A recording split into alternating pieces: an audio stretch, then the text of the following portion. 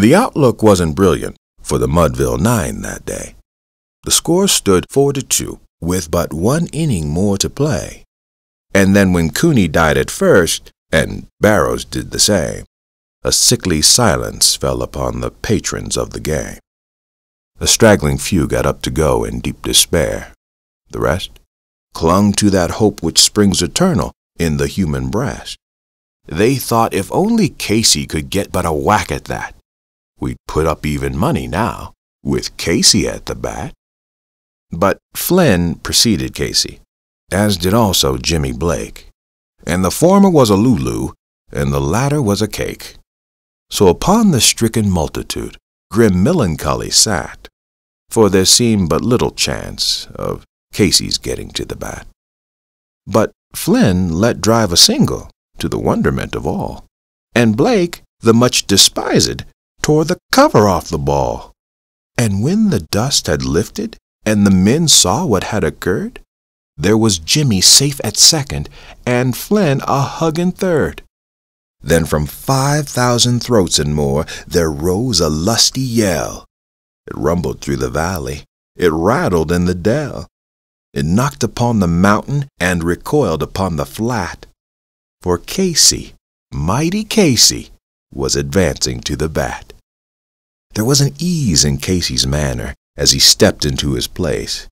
There was a pride in Casey's bearing and a smile on Casey's face.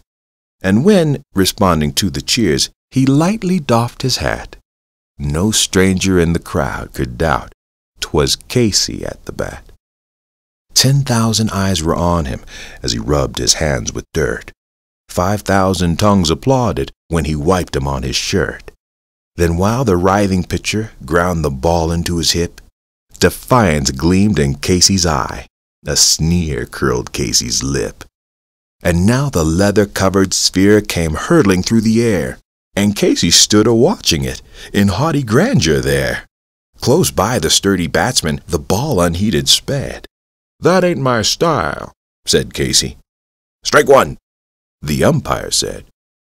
From the benches black with people there went up a muffled roar, like the beating of the storm waves on a stern and distant shore.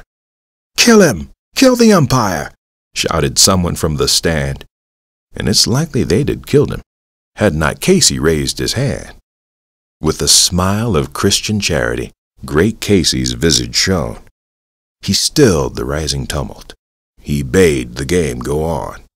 He signaled to the pitcher, and once more the spheroid flew. But Casey still ignored it, and the umpire said, "Strike two!" "Fraud!" cried the maddened thousands, and the echo answered fraud. But one scornful look from Casey, and the audience was awed. They saw his face grow stern and cold. They saw his muscles strain, and they knew that Casey wouldn't let that ball go by again. The sneer is gone from Casey's lip. His teeth are clenched in hate. He pounds with cruel violence his bat upon the plate. And now the pitcher holds the ball, and now he lets it go, and now the air is shattered by the force of Casey's blow. Oh, somewhere in this favored land, the sun is shining bright. The band is playing somewhere, and somewhere hearts are light, and somewhere men are laughing, and somewhere children shout.